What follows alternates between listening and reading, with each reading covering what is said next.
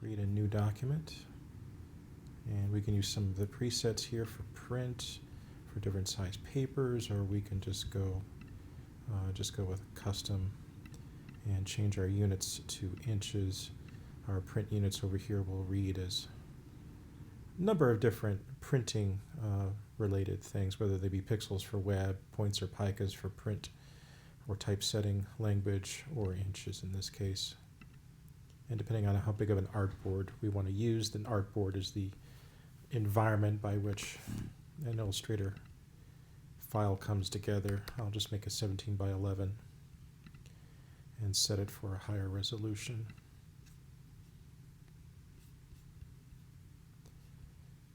And that will open and look something like that. That has a transparent background, and it has the rulers already set up like so, something like this. A good workspace. So we go to Window, Workspace, and we see these setups here. There's the Essentials Classic, Layout, Painting, Printing and Proofing, Tracing, Typography, and Web. I kind of like the Painting workspace because it sets up a lot of different things already here that are really helpful for us. Color swatches that are set up, brushes that are set up, things like that. A few things that are dropped into here that are pretty easy to use. That helped me get started with a number of things, as well as in this top bar here we've got fill menu and a stroke menu. Fill is the color that you put into a shape.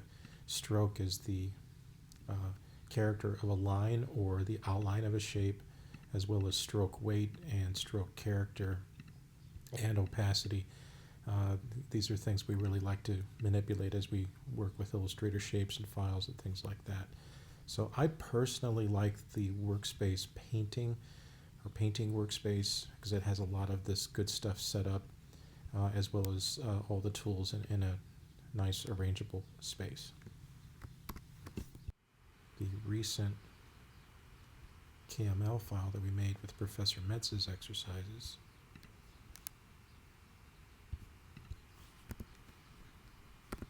For KML file here, contours, open. This is in the Pinnacles National Park of California. So I've got some contours set up there. And I'm going to show you an interesting tool here that we use with the path tool, measuring tool. So under the measuring tool, this is the show ruler tab here in Google Earth.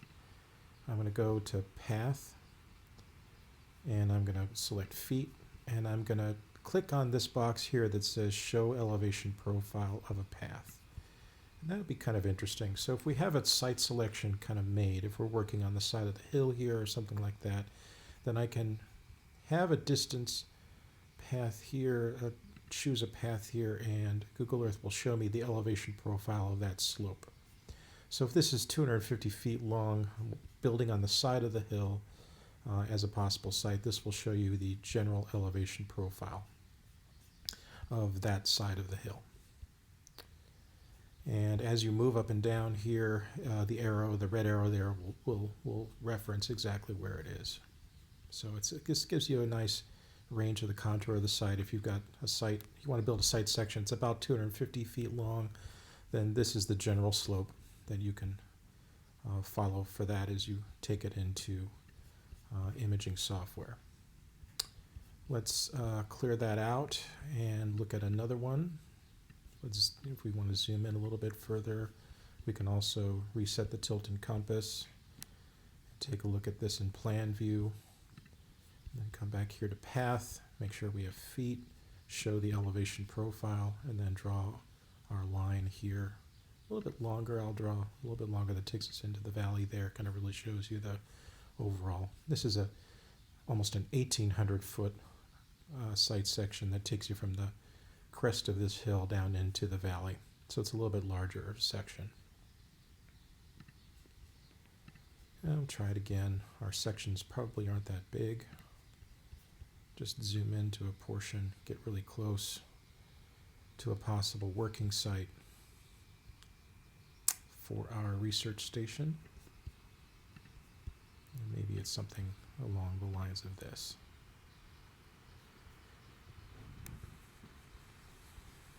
Google Earth will zoom out a little bit, but you can then take a look at the elevation, point elevation for each of those portions of your site. So we're at 1,305 feet above sea level,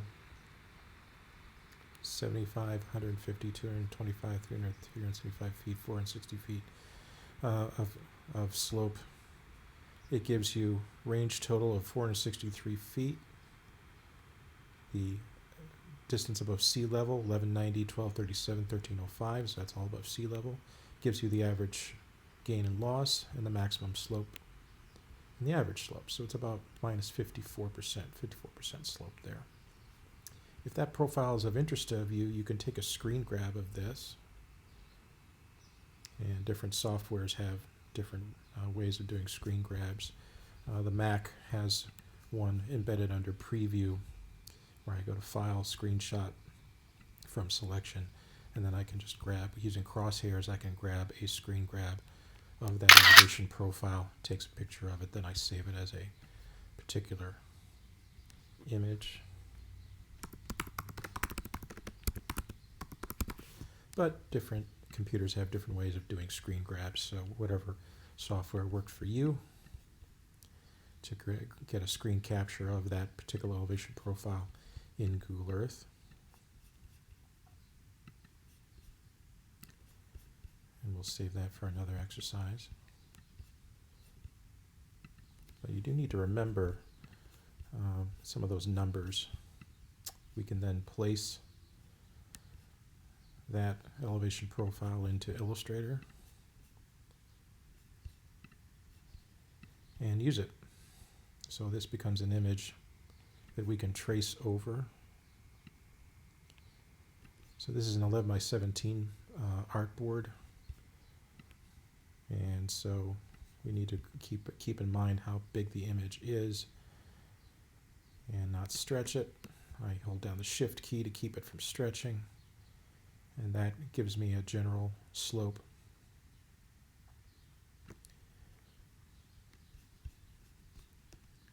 I'll place that on its own layer. It's already on its own layer.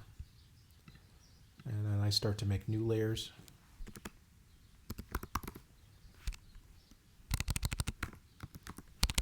Call this the section line. And then I'll start to draw a line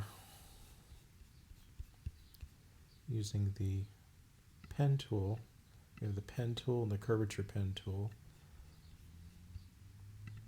Two things to remember with the pen tool. You can plot points like this, and the pen tool will start to put together a profile like that. That's how I typically draw a profile, something like this, and then close the corner like so. But that's usually not that attractive. With the pen tool, if you hold down the mouse, it'll create a curvature like so.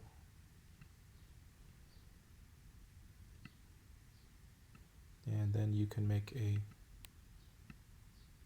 to hold down the mouse or the trackpad, and it'll create a curvature.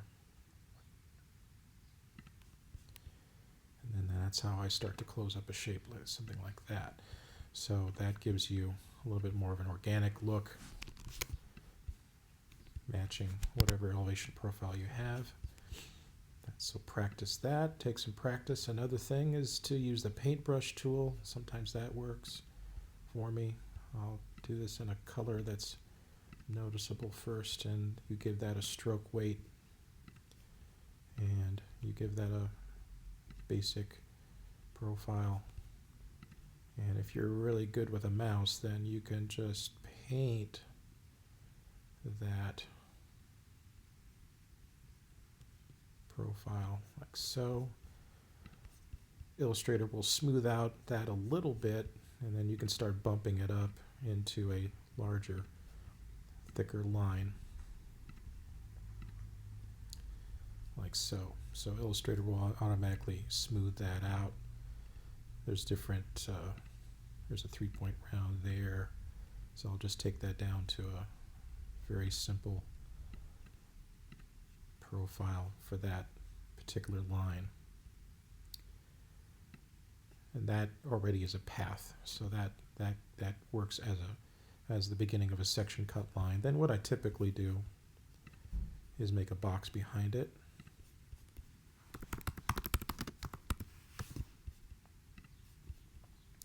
Put that under the section line. Then take the pen tool and I'll just plot points underneath this thing.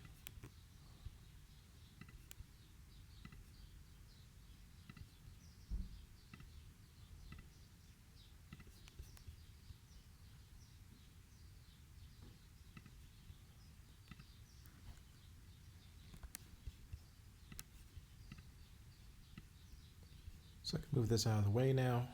This is my section cut line. This is my box. This needs no stroke whatsoever. This needs a fill, however, I usually use a gray, dark gray like that.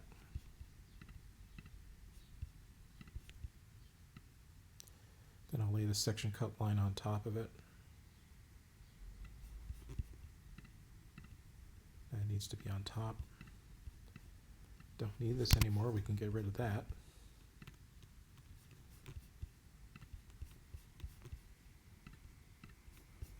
Sometimes the object needs to be brought forward. So object arrange, bring to front.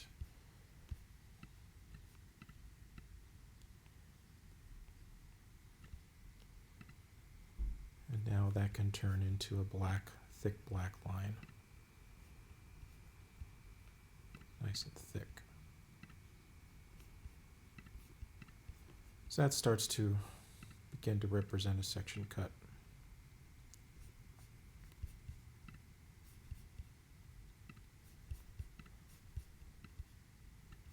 It's on the wrong layer. Very bad. Now it's on the right layer. Okay. There we go. So I've got the section box and the section line as two separate layers. Just want to make sure that they're in the right order and they're on the right layer. So that's how I can begin that cut. Then you'll need something. You'll need an image of your development, whether it be hand-drawn or Illustrator drawn, or a study model or a final model, something like that. There may be a series of boxes and fills that may start to conceptually look at that as your proposed environmental research camp. You can start to use Illustrator shapes or tools to start to do that. We'll put those on their own layer though.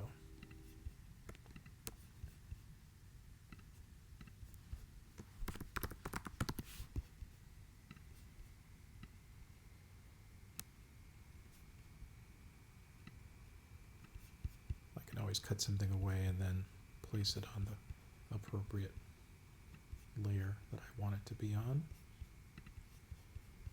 So maybe this is the beginning of some sort of development.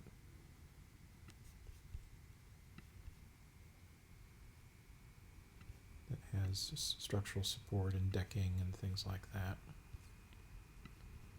Storage or things of that nature. I'll just group all this together.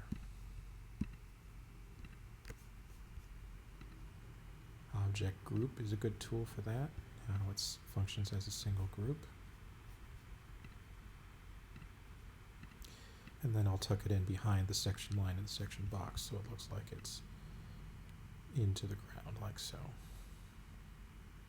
That may work. In other cases it may work better if it's actually into the ground like so. Okay. Then subsequent video is from a different class, but it basically shows how I can insert backgrounds, skies, and cut out trees into the section cuts. That'll continue on in the next segment. And then these stream bed or river sections, I showed these to you a couple of weeks ago, same client, but laid out all in Illustrator with cutout trees. And then sometimes we don't have what we need readily available, but we can actually doctor someone else's image and grab what we need. Sometimes we need to make our own cutouts and strategize to make a new section. This is a section perspective of a stream bed, so I just grabbed a photograph from that area from a different photographer, started to create some cutouts, and then I was able to show the section like so. Do you see where all the pieces came in, including the water? So that way it was context sensitive and context relevant. So this way it looks like a Nebraska river as opposed to an Indiana river. So it does make a difference. So sometimes you have to make your own cutouts, but you can, with the power of Photoshop, you can get away with it.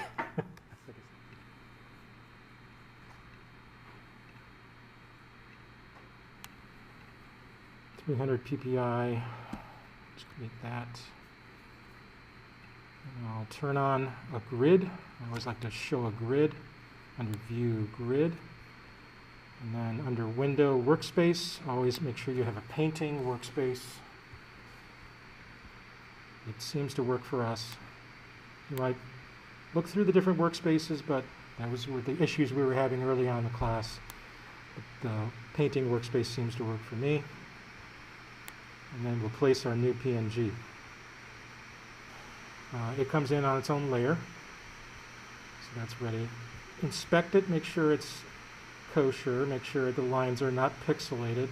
You may need to adjust your model before you export to get things that are looking good. And I think I'll center it here and then lock the selection. That'll lock it so it doesn't move on me. It's on its own layer, so I'll call that the model, or you can call it houses or buildings. Then I'll start building up layers. So I'm going to call this the fill, and the fill for me is probably just going to be a gray box.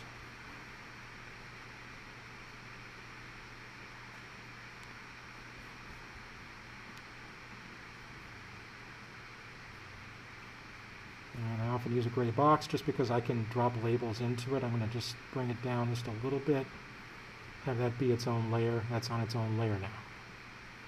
That is above where the houses are. Next, I'm going to create another layer and call it the cut line. The cut line is going to be the section, part of the section cut that represents the cut into the earth.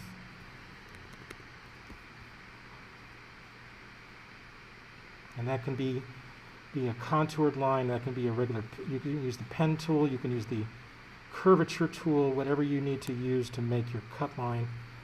I'm going to make that the active layer and then start bringing that in. There isn't a lot of topography on the site, as you know, but there is a little bit of a dip as we go from midpoint and as we go down to the ditch itself.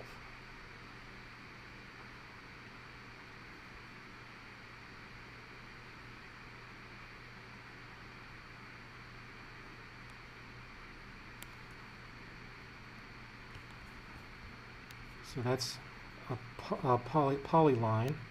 I'm going to change the stroke of that. Go to the stroke menu, bump up the weight significantly. Now the houses are sitting on the cut line. Okay.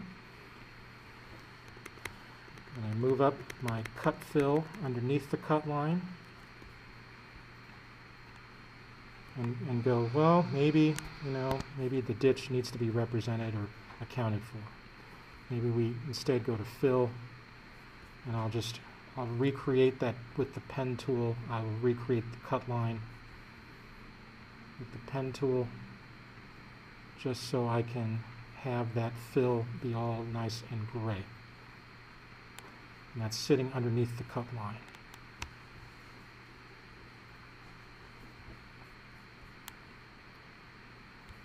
I may need to adjust my artboard. If I go to Object, Artboards, Fit to Artwork Bounds, it will resize your artboard to that.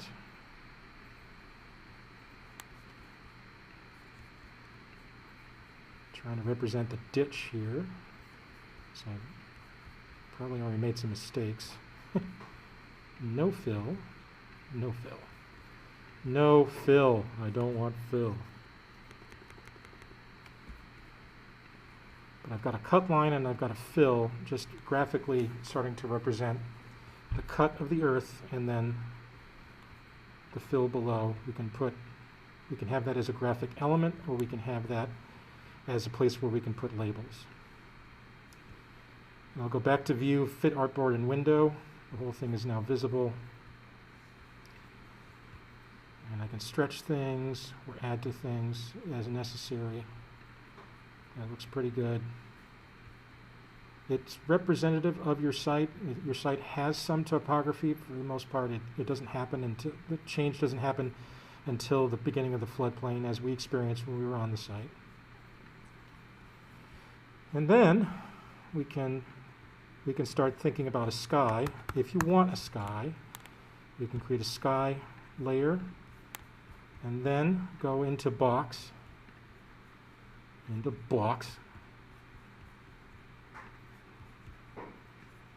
Under the resources folder, I have backgrounds and foregrounds, some site photos, and fields and skies. We could definitely use a site photo here.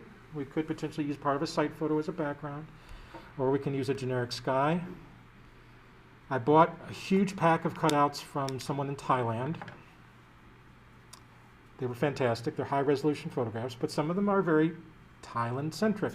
So there's, okay, so, or you can do what I did and go to Cannon Commons downtown and take pictures of the lawn, take pictures of the sky, and have more Muncie-centered skies, or Muncie-centered grass, or Muncie-centered brick, things of that nature, and just get into the habit when you walk around of taking pictures for future textures. Right? Why not? It's already there. So your friends will ask you, why are you taking pictures of the ground? but you end up building up a collection of things that are more appropriate to your context. So go ahead and pick out one of these skies.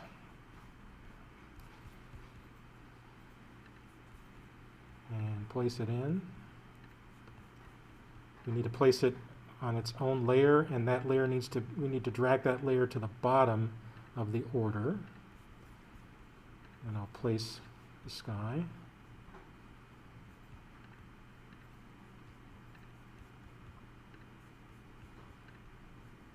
It's big, which is good.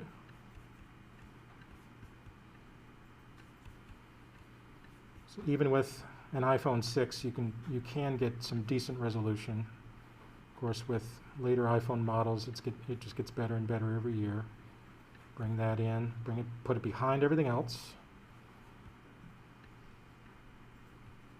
You don't need to use the whole thing. You might choose to use just a portion of it. You don't want to smoosh it too far.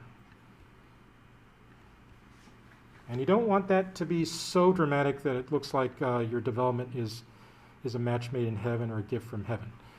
You do want to tone that down a bit. So we can grab the opacity of the image. We can scale that opacity down. This is 20%, 32%, something like that. And this is why I have that grid showing. That grid is reminding me that I have elements that are translucent and I'm changing the opacity. It's extremely important for me to have that grid on, because now I can tell how opaque something is or how unopaque something is.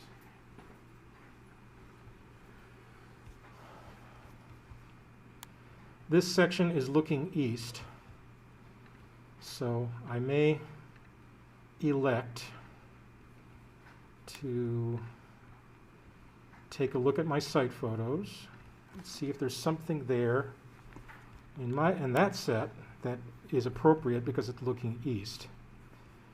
And sure enough, there's my bicycle. I'm looking east in this photograph. So I go to large, So sometimes it's helpful to have a photo blog because it's always there.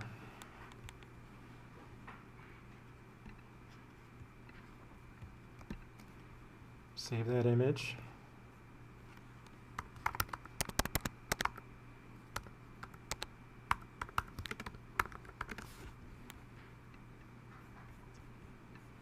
And then think about opening that in Photoshop.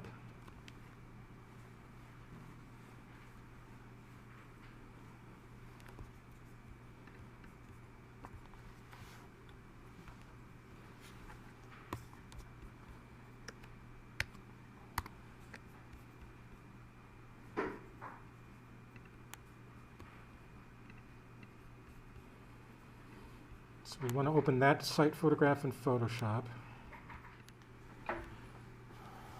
So that's an option. We could use the sky we have.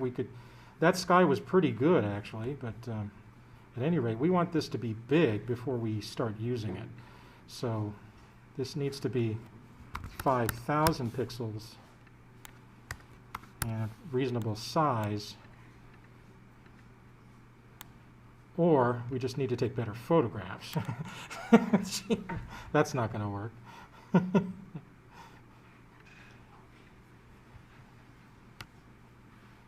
That should be linked. So we need to bump that up. Get that into the preserve details. You can also do automatic. Reduce the noise. So any of our site photographs need to be in the same realm of things that we choose to use. So I could use this sky, but I'm interested primarily in this portion of the photograph. So I'll grab the quick selection tool and start holding down the shift key. I'm just going to start picking up this tree line. This is with the quick selection tool. It's a great time saver. Holding down the shift key, I'm just grabbing these things.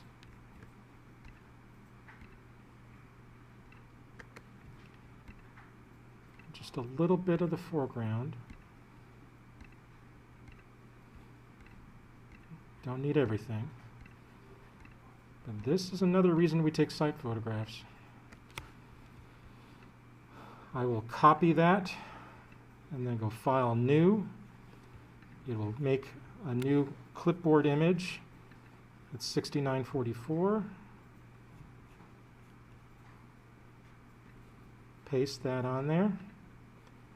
I'll double click on the background, get rid of that, and this is now ready to become a PNG. But I had to get rid of the background. Save this as, I'll call this tree line.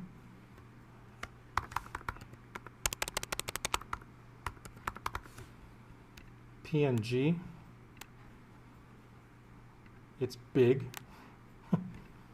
which is great.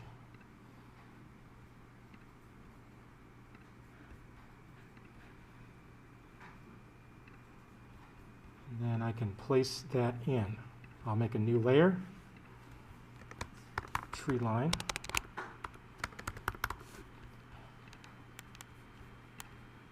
In front of the sky. Place. Busy, busy hard drive. Okay. Bring that in. It's nice and big, so you don't have to worry about pixelation or that jazz.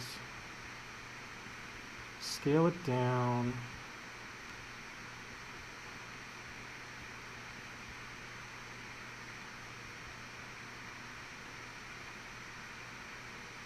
Relative to what's there. You don't want to get too overboard. Somewhat relative to what's there. And be thinking about your framing of your image as well. You're starting a little bit of a collage look, but this will work. See, I've got a little bit of grass there. It just helps to illustrate a little bit of tilt, a little bit of curvature of the earth. a little bit of the background. We want our buildings to look tall, not like toys. So we do want to get this in the realm. Maybe squat, a little bit of squat there, and then I'll take the opacity down, not 100%, not 50%, but I'll look in the realm of a 60, 70%. Okay, see what that does? The cut line is on top, very important. We're going to create a new layer and call it New Trees. Move that below the cut line, and maybe below the fill line, but in front of the houses. Understand the layer order: cut line, fill, new trees, houses, tree line, sky. It's a multi-layer sandwich in terms of how all these different things come together.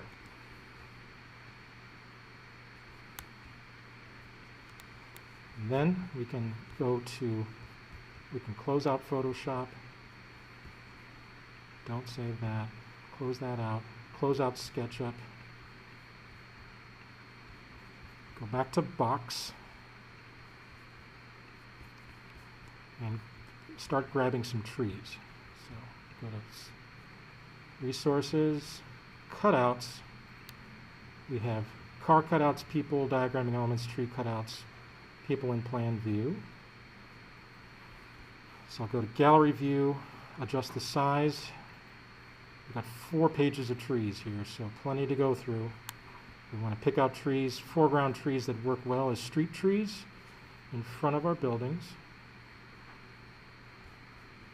Start grabbing a couple of these. Download those.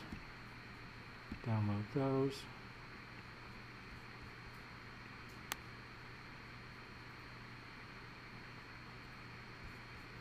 A couple of these. These are nice and big. There's 7 to 8 megs a piece, so they're nice and big. Just in terms of representing a few of the species that we have here. I'm going to go to my active layer, make that New Trees, and start placing some of those.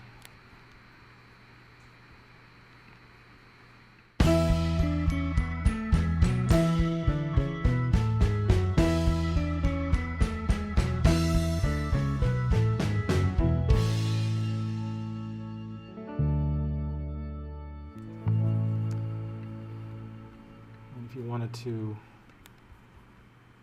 play that foreground trick, you could open up one of these trees in Photoshop. You could try that foreground trick.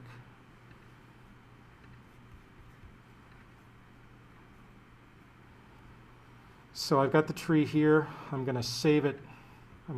Before I do anything to it, I'm going to save it as a new file name. I'm going to call this Cutout Tree 42 Whiteout. Whiteout. That's going to be a copy. Okay. I'm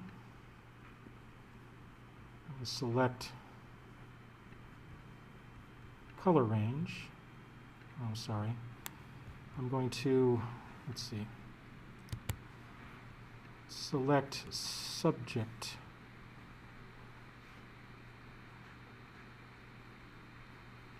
I think it'll do it. I think.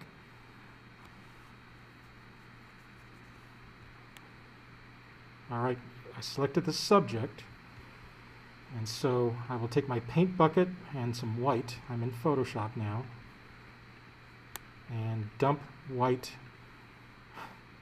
I think that will that gets us there.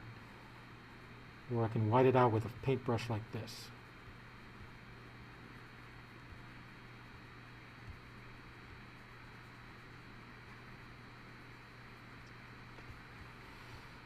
All right, this is you can select the subject and you can isolate the subject of the cutout, whether it be a person or a tree, and start to create some abstraction with this. So this is now saving as what we're going to call a whiteout.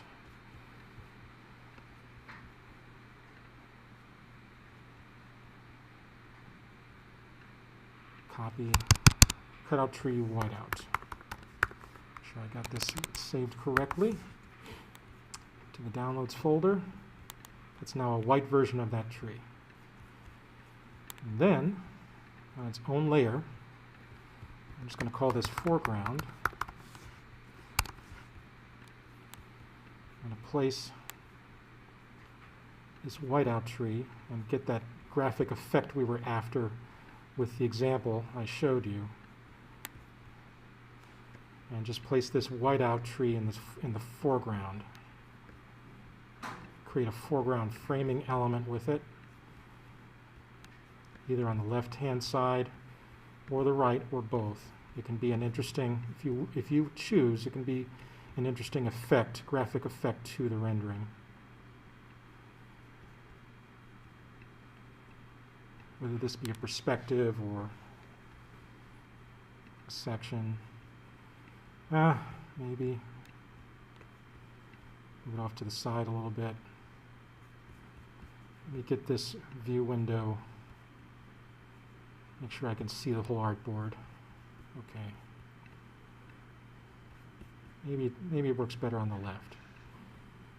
Or maybe it's not the right tree. I don't know. Rotate it a little bit.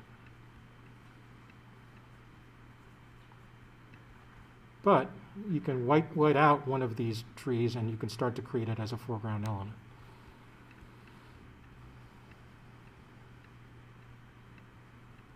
Move that up. That can start to become an effect, a framing effect.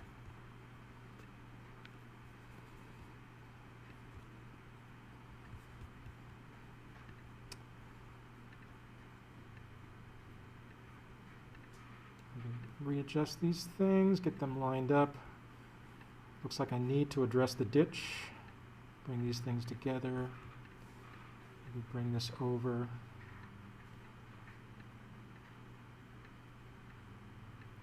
But that can become a framing element or an artistic addition to your sections that you might find interesting.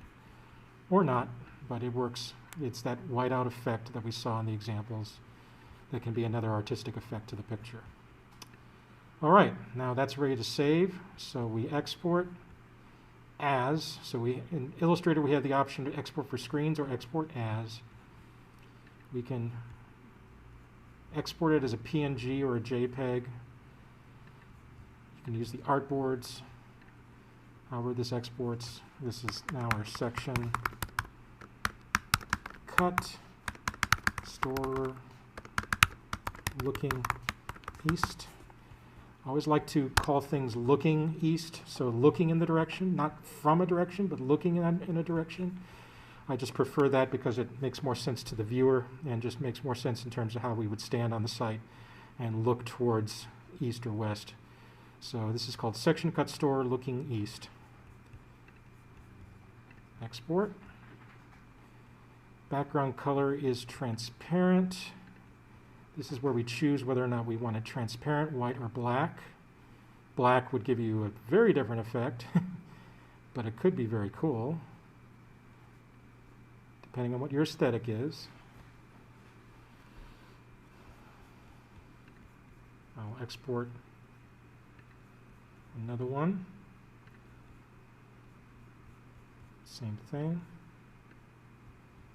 Store. I'll just export a couple different things. Use artboards, export, background color white. When we export, we are setting the resolution of this artboard. I'll just export all three, see what they look like. PNG, store,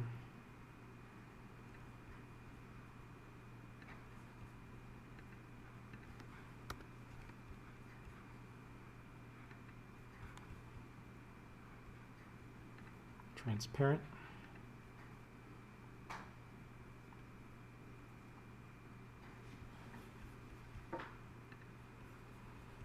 Okay, let's take a look at them.